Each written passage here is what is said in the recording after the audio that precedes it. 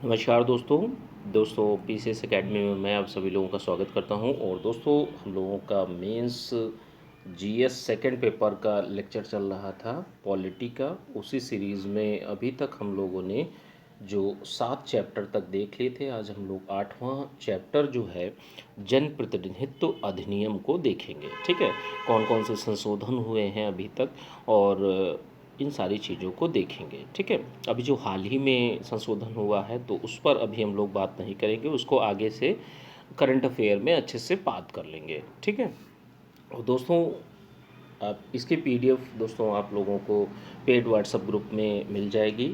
इसकी पीडीएफ जो है, जैसे जो व्हाट्सएप ग्रुप है तो वो 60 डेज़ का प्रोग्राम 2019 मेंस के लिए चल रहा है।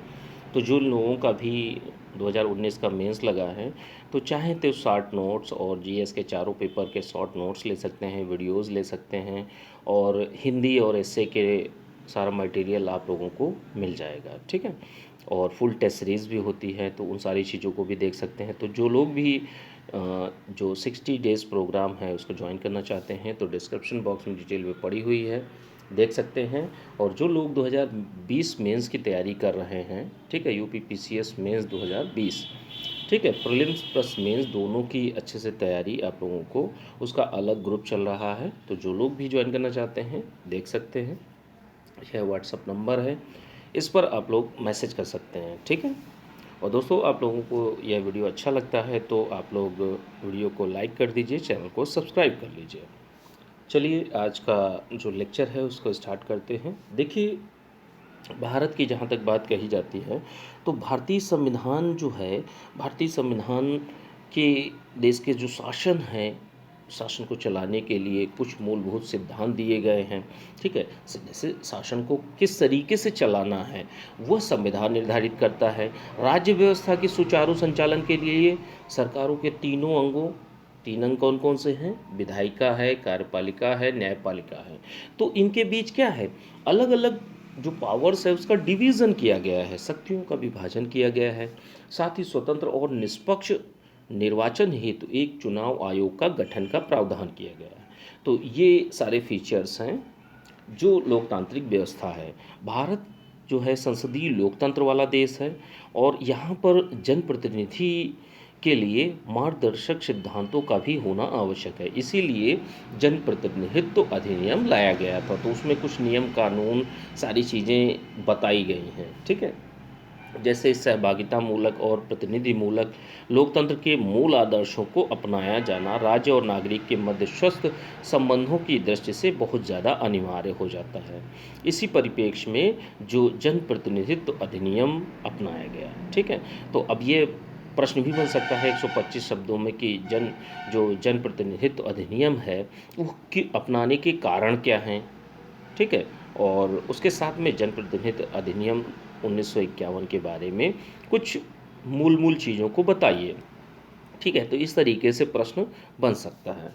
अब देखिए, जैसे जनप्रतिनिधित्व अधिनियम 1951 विधायिका और उसके सदस्यों के आचरण, जैसे विधायिका में जैसे संसद के जो सदस्य होते हैं, ठीक है, सदस्यों के आचरण, उनकी योग्यताओं, उनकी जो निर्भरताएं हैं, स्वतंत्र एवं निष्पक्ष चुनाव, राजनीतिक अधिकार, मताधिकार, इन सबसे संबंधित प्रश्नों के लिए जवाब प्रदान करता है। अगर ऐसे कोई प्रश्न आते हैं तो उनका जवाब जो है जनप्रतिनिधित्व अधिनियम देता है।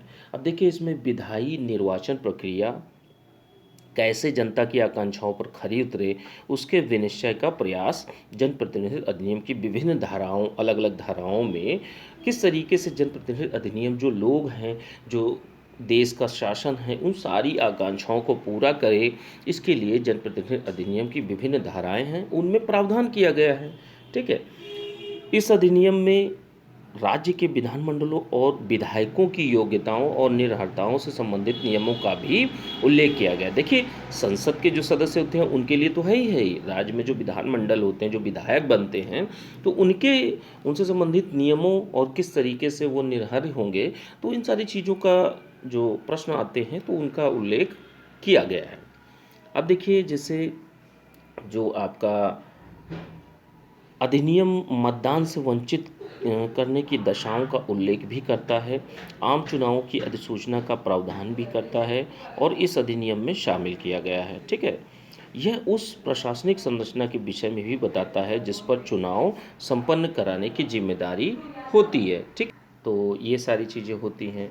अब आगे देखते हैं कि जैसे भारतीय संविधान की प्रस्तावना जो है, प्रियम्बल जो है, उसके मूल दर्शन के अनुरूप इस अधिनियम को कई भागों में वर्गीकृत किया जा सकता है कि जैसे कुछ प्रमुख भागों में, ठीक है, जैसे लोकसभा है, राज्यसभा है, विधान सभाओं की सदस्यता, ठीक है, तो इसमें विधानसभाओं के जो सदस्य होते हैं उनकी सदस्यता संबंधित अहर्ताएँ, निर्हरताएँ तथा मतदान के लिए कौन कौन सी निर्हरताएँ कौन कौन सी हैं, आम चुनाव की अधिसूचना जो होती है उसकी व्यवस्था, मान्यता प्राप्त राजनीतिक दलों का पंजीकरण किस तरीके से किया जाना है, चुनाव का आयोजन किस तरीके से होगा, मान्यता प्राप्त राजनीतिक दलों के उम्मीदवारों के लिए कुछ सामग्रियों की निःशुल्क आपूर्ति, चुनाव से संबंधित विवाद, भ्रष्ट आचरण, चुनावी अपराध, सदस्य व मतदान से निर्भरता, इस प्रकार के अयोग्य घोषित किए जाना और उपचुनाव, तो इस संबंधित सभी प्रावधान बताए गए हैं। ठीक,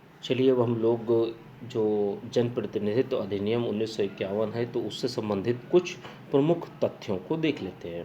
तो इस अधिनियम के अनुसार राजनीतिक दलों से आशय निर्वाचन आयोग द्वारा धारा 29A के तहत पंजीकृत एक संगठन अथवा नागरिकों के समूह से है। तो इसमें क्या है, जो एक राजनीतिक दल होते हैं उनकी परिभाषा दी गई है धारा 29A में, 29A में। ठीक है, एक व्यक्ति संसद अथवा राज्य विधानसभाओं में प्रतिनिधि के रूप में तब तक नहीं चुना जाएगा जब तक कि भारत में किसी संसदीय निर्वाचन क्षेत्र में निर्वाचक ना हो। ठीक है, तो ये चीज़ें हैं। और अगली चीज़ क्या है कि जैसे धारा 123 क्या कहती है कि चुनावी उम्मीदवार द्वारा रिश्वत लेने को भ्रष्ट आचरण के रूप में माना जाएगा। कि जैसे मान लीजिए कोई उम्मीदवार है, खड़ा होता है, अब वो अगर रिश्वत लेने लगा तो वह भ्रष्ट आचरण के रूप में माना जाएगा, उस पर कार्रवाई होगी। और अगली चीज़ क्या है कि जैसे धारा 125 क्या कहती है कि धारा 125 के तहत किसी व्यक्ति द्वारा चुनाव के संबंध में विभिन्न वर्गों के बीच धर्म, मूल, जाति, समुदाय या भाषा दुश्मनी या नफरत फैलाने पर शत्रुता को बढ़ावा देना, ये सारी के सारी चीज़ें क्या हैं, ये चुनावी अपराध माने जाएंगे और इसके लिए 3 वर्षों की जेल अथवा जुर्माना अथवा दोनों। ठीक है, तो ये 3 चीज़ें उस पर इम्पोज की जाएंगी जो भी अब चुनावी अपराध है उसको कार्य करता है तो। ठीक है, अब अगली चीज़ क्या है कि जैसे जनप्रतिनिधित्व अधिनियम में किए गए संशोधन और सुधार, समय समय पर संशोधन होते रहे और सुधारों को। ठीक है, तो जैसे देखिए जनप्रतिनिधित्व अधिनियम 1950 एवं निर्वाचक पंजीकरण नियम 1960। अब देखिए इसकी बात की जाती है तो यह अधिनियम मुख्यतः निर्वाचन सूचियों की तैयारी की, जैसे निर्वाचन सूचियां कैसे तैयार करनी है, उनका पुनरीक्षण कैसे करना है, तो इन सारी चीज़ों से संबंधित है। और इसमें इस अधिनियम के प्रावधानों का पालन उस अधिनियम की धारा, ठीक है, धारा 28 के तहत केंद्र सरकार तथा निर्वाचन आयोग के परामर्श से विस्तृत नियमों एवं निर्वाचन पंजीकरण नियम 1960 से की जाती है। ठीक है, इस नियम का संबंध निम्न बातों से है। तो किन किन बातों से है कि जैसे मतदाता सूचियों की तैयार करना, ठीक है, योग्य नामों को जोड़ना, अयोग्य नामों को हटाना, विवरणों में सुधार करना, समय समय पर उसका पुनरीक्षण करना। ठीक है, तो ये निर्वाचक पंजीकरण नियम 1960 के अंतर्गत आती है। ठीक है, ये सारी की सारी बातें।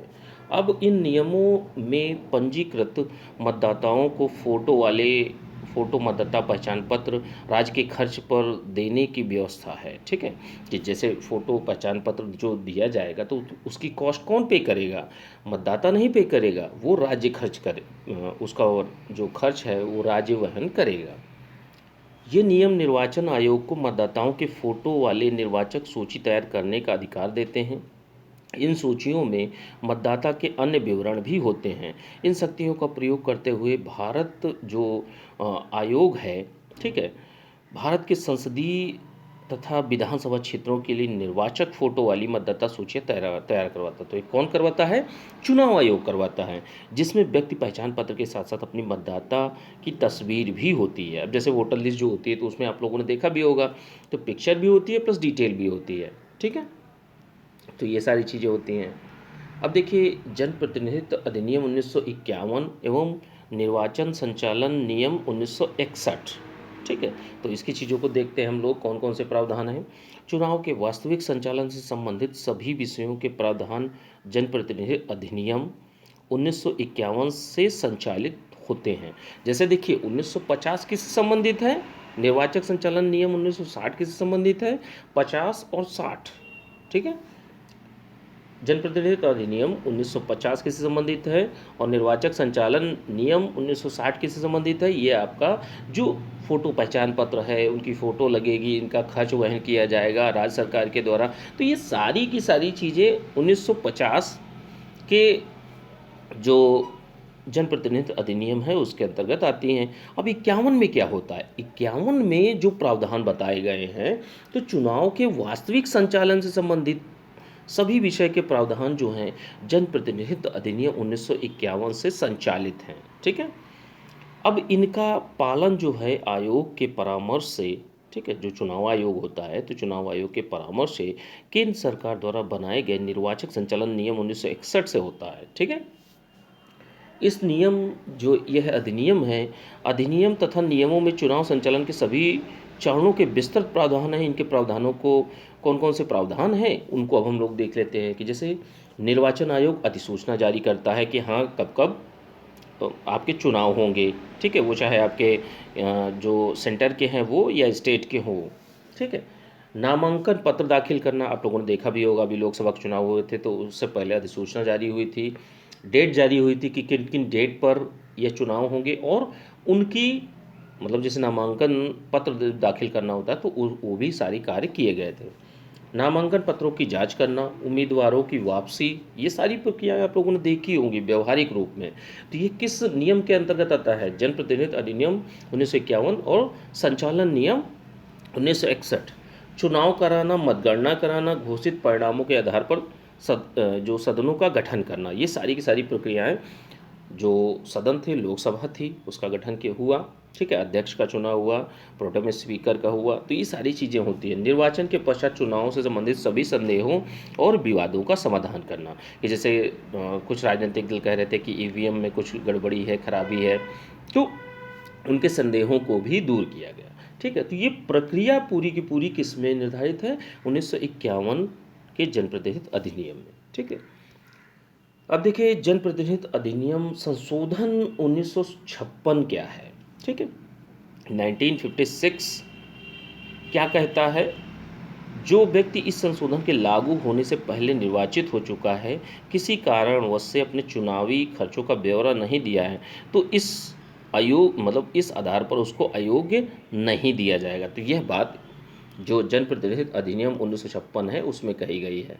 अब देखिए, जनप्रतिनिधित्व अधिनियम जो है संशोधन अधिनियम 1966, तो इसमें क्या चेंजेस किए गए हैं कि जैसे मूल जनप्रतिनिधित्व अधिनियम में चुनाव संबंधी याचिकाओं की सुनवाई के लिए निर्वाचक अधिकरणों की व्यवस्था की गई थी, और 62 में क्या हुआ, तीसरे आम चुनावों के बाद में निर्वाचन आयोग ने निर्वाचन अधिकरणों को समाप्त करने की अनुशंसा की और सुझाव दिया कि निर्वाचन संबंधी याचिकाओं की सुनवाई उच्च न्यायालय करे। अतः 1966 के इस संशोधन द्वारा निर्वाचन अधिकरणों को समाप्त ही कर दिया गया और निर्वाचन से संबंधित सभी याचिकाओं को उच्च न्यायालय के पास में हस्तांतरित कर दिया गया।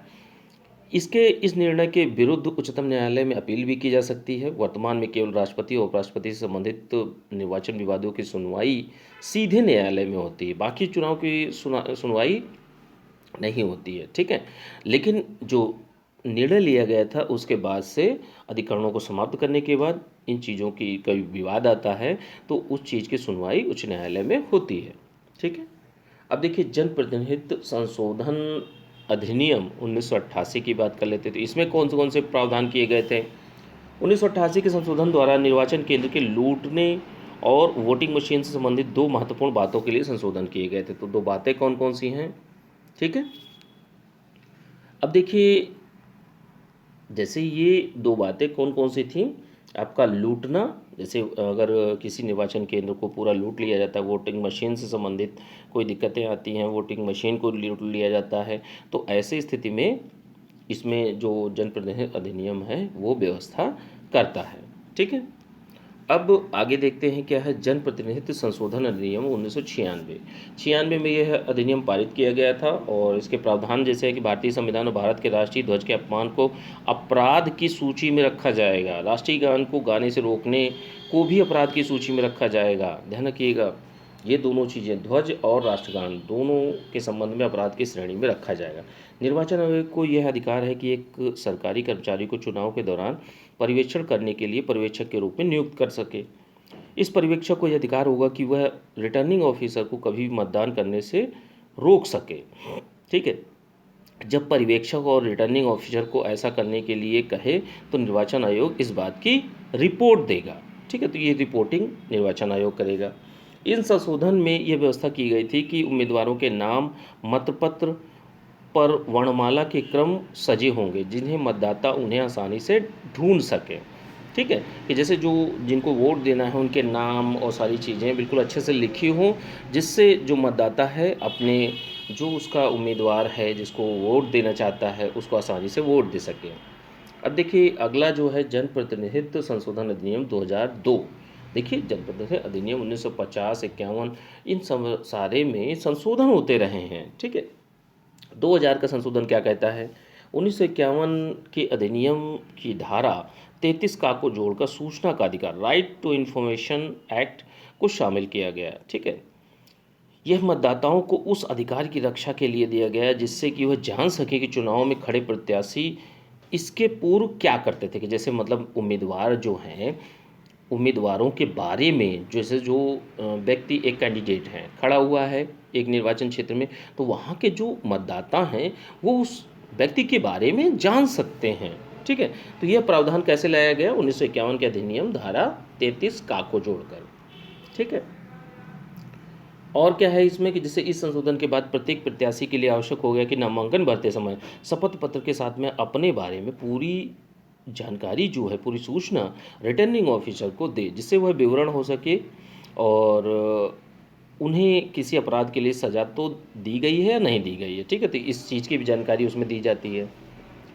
इस अधिनियम के द्वारा यह भी आवश्यक किया गया कि वे अपने संपत्ति और देनदारियों का पूर्ण विवरण दें और रिटर्निंग ऑफिसर को दिए गए अपने शपथ पत्र में कोई प्रत्याशी अपूर्ण या गलत सूचना देता है तो उस पर जुर्माना भी लगाए। ठीक है, अब इसके बाद 2002 का अधिनियम हो गया, उसके बाद में एक जनप्रतिनिधित्व संशोधन अधिनियम 2008 लाया गया था। इसमें कौन कौन सी बातें कही गई थी कि इस अधिनियम के तहत चुनाव के पहले चुनाव के सारे चरणों के समाप्त होने तक एग्जिट पोल और उस पर अनुमान पर आधारित नतीजों पर रोक लगा दी गई। कि जैसे पहले क्या होता, एग्जिट पोल पहले से ही दिखाई देने लगते थे, टीवी चैनल पर चलने लगते थे, लेकिन इस बार के जो चुनाव हुए थे वो चाहे दिल्ली चुनाव हो या लोकसभा के चुनाव हो, उनमें क्या ये प्रावधान किया गया, एग्जिट पोल जब तक वोटिंग समाप्त नहीं हो जाती, जिस समय वोटिंग समाप्त होती है उसके बाद में आप एग्जिट पोल दिखा सकते हैं। ठीक है, साथ ही निर्वाचन कार्य में कार्यरत सरकारी कर्मचारियों पर निर्वाचन कार्य के दौरान अधिक पाबंदियाँ लगाई गई थी। ठीक है, अब देखिए इसके बाद में जनप्रतिनिधित्व संशोधन अधिनियम 2010 लाया गया। इस अधिनियम के द्वारा अप्रवासी भारतीयों को कुछ शर्तों पर मतदान अधिकार दिया गया था। ठीक है, इसमें व्यवस्था की गई थी कि वह हर भारतीय नागरिक जिसका नाम मतदाता सूची में दर्ज नहीं है, जिसने किसी अन्य देश की नागरिकता ना ग्रहण की हो, ध्यान रखिएगा, नौकरी, शिक्षा जैसे कुछ कारणों से अपने मूल निवास भारत से बाहर किसी अन्य देश में रह रहा हो, तो उसे निर्वाचन क्षेत्र में मतदाता सूची में अपना नाम दर्ज कराने का अधिकार होगा। तो यह अधिकार प्रदान किया गया था जनप्रतिनिधित्व अधिनियम 2010 के तहत। अब इस संशोधन से पहले सॉरी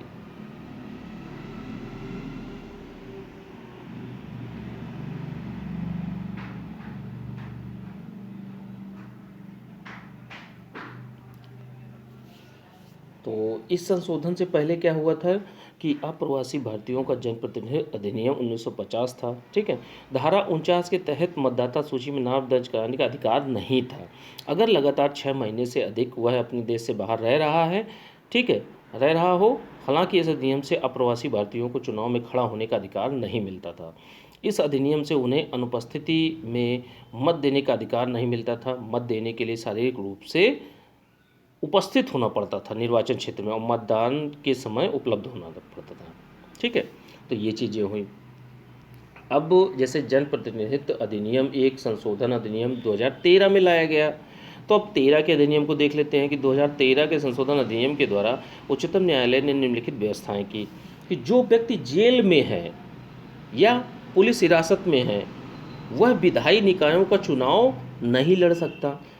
इसका कारण यह है कि जनप्रतिनिधित्व अधिनियम 1951 के तहत कोई भी व्यक्ति निवासी या विधायी चुनाव में तभी खड़ा हो सकता है जब उसका नाम मतदाता सूची में पंजीकृत हो। ठीक है, तो ऐसे में पंजीकृत तो एक अपराधी का भी होता है। ठीक है, अब वह जेल में है तो ऐसे में लड़ लेता था, लेकिन अब ये व्यवस्था कर दी गई 2013 के अधिनियम से। ठीक है, व्यवस्था कर दी गई कि जो व्यक्ति जेल में है या न्यायिक हिरासत में उनका नाम मतदाता सूची में दर्ज नहीं हो सकता। ठीक है, सरकार ने जनप्रतिनिधित्व अधिनियम संशोधन और मान्यता विधेयक 2013 को पारित किया और जो महत्वपूर्ण परिवर्तन थे उनको किया गया। ठीक है, तो 2 परिवर्तन किए गए थे। अगर कोई व्यक्ति न्यायिक या पुलिस हिरासत में होने के कारण मतदान से अयोग्य करा दिया जाता है तो जब तक उसका नाम मतदाता सूची में दर्ज नहीं है तब तक वह मतदान, ठीक है, तब तक वह मतदाता बना रहेगा। और जैसे मान लीजिए कि अयोग्य करार दे दिया गया लेकिन मतदाता सूची में उसका नाम है, ठीक है, तो वह मतदाता बना रहेगा। इसके साथ साथ वह विधायी निकायों के चुनाव के लिए भी खड़ा रहेगा। ठीक है, अयोग्यता को परिवर्तित करते हुए संशोधन में यह व्यवस्था की गई कि कुछ विशेष अपराधों के लिए अपराधी घोषित हुए व्यक्ति को ही अयोग्य करार देकर उसका नाम मतदाता सूची से हटाया जा सकता है। बाकी अन्य अपराधों के आधार पर, अब ये जो आधार दिए थे वो अपना सुप्रीम कोर्ट ने दिए थे तो वो अपने आधार बताएं। ठीक है, बाकी अपराधों के लिए यह आधार नहीं है। ठीक है, अब देखिए कुछ अन्य सुधार जो किए गए हैं उनको देख लेते हैं कि जैसे सांसद विधायकों के आपराधिक मामले जो हैं 1 वर्ष में निपटाने का निर्देश 10 मार्च 2017 को एक जनहित याचिका पर सर्वोच्च न्यायालय ने निचली अदालतों को यह निर्देश दिया कि सांसद और विधायकों के विरुद्ध आपराधिक मामलों की सुनवाई 1 वर्ष की समय सीमा के अंदर पूरी की जाए। दूसरा अन्य सुधार क्या किया गया, जैसे नोटा, ठीक है, तो नोटा पर भी निर्णय लिया गया। नोटा क्या है कि जैसे आपको, जैसे मान लीजिए कैंडिडेट हैं 10, अब 10 कैंडिडेट में आपको कोई भी कैंडिडेट पसंद नहीं आता, सभी आपको गलत लगते हैं, तो एक 11वां ऑप्शन आपका नन ऑफ एबव होगा। ठीक है, इसको नोटा कहा जाता है। ठीक है, गैर सरकारी संगठन People's Union for Civil Liberties की याचिका पर सर्वोच्च न्यायालय ने 27 दिसंबर 2013 को एक ऐतिहासिक निर्णय लेते हुए निर्वाचन आयोग को निर्देश दिया कि ईवीएम और मतपत्रों पर प्रत्याशियों के नाम के अंत में उपर्युक्त में से कोई नहीं, नन ऑफ द एबव का विकल्प उपलब्ध कराए। तो ये भी एक अन्य सुधार किया गया था। ठीक है, तो ये चीज़ें हैं। तो आज की डेट में हम लोगों ने जनप्रतिनिधित्व अधिनियम 1950 और 51, ठीक है, 50 में क्या है, जो मतदाता सूची तैयार करना, कौन से नाम है, फ़ोटो वाले नाम हो गए, मतदाता पहचान पत्र, इन सारी चीज़ों को विवरण लेना, सूची में दर्ज कराना। ठीक है, तो ये सारी चीज़ें 1950 के अधिनियम में। 51 में क्या है, जिस समय से अधिसूचना से लेके, ठीक, अधिसूचना से लेके चुनाव कंडक्ट कराने तक, ठीक है, जैसे मान लीजिए जिस समय अधिसूचना जारी होती है और लास्ट तक, ठीक है, एक बिल्कुल रिजल्ट आउट हो गया, उसके बाद लोकसभा का गठन हो गया और कोई संदेह आता है तब तक चुनाव आयोग का कार्य हो। तो ये सारे कार्य किस प्रक्रिया के माध्यम से होंगे, इसका वर्णन किस में किया गया, जनप्रतिनिधित्व अधिनियम 1951 में। ठीक है, तो इस तरीके से आप लोगों ने जो भी संशोधन हुए हैं उनको आप लोगों ने देखा और यह चैप्टर आप लोगों का कंप्लीट हो गया है। कल नए चैप्टर लेकर हम लोग बात करेंगे। ठीक है दोस्तों, पेड व्हाट्सएप ग्रुप चल रहा है, इसकी पीडीएफ दोस्तों आपको पेड व्हाट्सएप ग्रुप में मिल जाएगी। और पेड व्हाट्सएप ग्रुप में 2019 के लिए 60 दिन का प्रोग्राम चल रहा है, 60 डेज़ प्रोग्राम, 50% फ़ी ऑफ पर। तो जो लोग भी ज्वाइन करना चाहते हैं व्हाट्सएप ग्रुप, डिस्क्रिप्शन बॉक्स में डिटेल को देख सकते हैं या तो इस नंबर पर मैसेज कर सकते हैं। ठीक है, चलिए ठीक है, थैंक यू देखने के लिए।